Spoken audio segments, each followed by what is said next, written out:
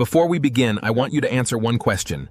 Don't say it out loud. Just answer it inside your mind.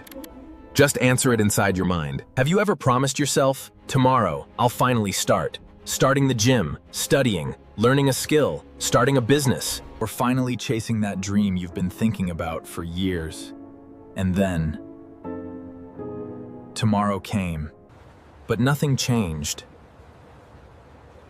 If that sounds familiar, you're not alone. Here's something strange. Every year, millions of people set goals. Millions dream about becoming healthier, richer, happier, more successful. Yet only a small number actually get there. Why? Are they born different, smarter, luckier? Or are they doing something the rest of us don't even notice? Think back to when you were a child. Someone asked, "What do you want to become?" Maybe you said, "A doctor," or "a football player," "a scientist," "a YouTuber." Nobody answered, "I want to live an average life," because every child begins with hope. But then, life becomes busy. School, college, work, bills, responsibilities, and without realizing it, dreams slowly change into excuses. Maybe next month. I'm too tired. I'll start after this weekend. Sound familiar? Let's do another experiment. Be honest. How many times today did you unlock your phone without even knowing why? Maybe you wanted to reply to one message, you were watching a stranger build a tiny house in the middle of a forest. Then a funny cat video, then another. And suddenly, 30 minutes disappeared. Not because you're lazy, because your brain loves easy rewards. 30 minutes despoipt. Meet someone you'll probably recognize. This is the distraction monster. Don't worry, he isn't evil. In fact, he wants exactly what your brain wants. Comfort. Easy pleasure. Watch one more video. Sleep 10 more minutes. Start tomorrow.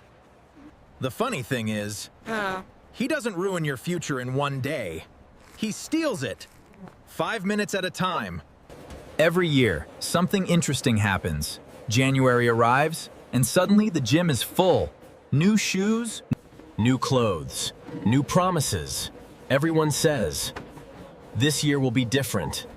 But then February quietly arrives, and the treadmills become empty again. The gym didn't change, the equipment didn't change. Only one thing changed: people's emotions. Meet Aisha. Tomorrow is her exam. She opens her laptop, ready to study. She types one educational video. 5 minutes later, YouTube suggests another, then another, then something funny. Suddenly, 3 hours disappear. At night, she feels exhausted. But not because she studied. Because her attention worked all day for someone else's platform. Now meet another character. He works from 9 to 6. Every evening he tells himself, after dinner, I'll finally work on my business idea. Dinner becomes television. Television becomes scrolling. Scrolling becomes sleep. And tomorrow, quietly, becomes next year. Let me ask you something, and be honest. How many times have you watched motivational videos? Felt incredibly inspired, and then done absolutely nothing afterward? We've all done it. Motivation feels amazing. But motivation is a visitor. Discipline is the roommate who stays. Imagine your mind has two voices. One loves comfort, the other loves growth. Every morning, both whisper at the same time. Sleep 10 more minutes. You'll thank yourself later. Every decision you make feeds one of those voices. The stronger voice isn't the one you're born with. It's the one you practice listening to.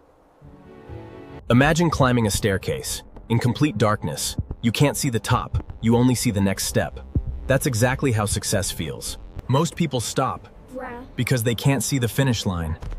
But the few simply take one more step. So maybe success isn't about being the smartest, or the richest, or the luckiest. Maybe it's simply about continuing, long after everyone else has stopped. Because the finish line isn't crowded.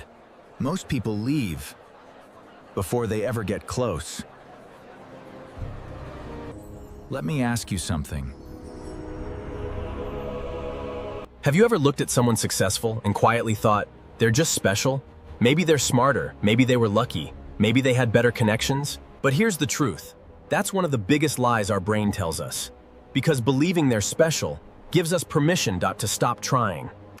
Every successful person you admire once had 0 followers, 0 experience. Nobody clapped for them. Nobody believed in them. They weren't extraordinary. They simply kept showing up, long after everyone else disappeared. Success isn't created on the day people notice you. It's created on the thousands of ordinary days that nobody ever sees. Sleep a little longer. Skip today's workout. Just 1 more page. Just 5 more minutes. Start tomorrow. Just 1 more page. You can do it. Your future is watching.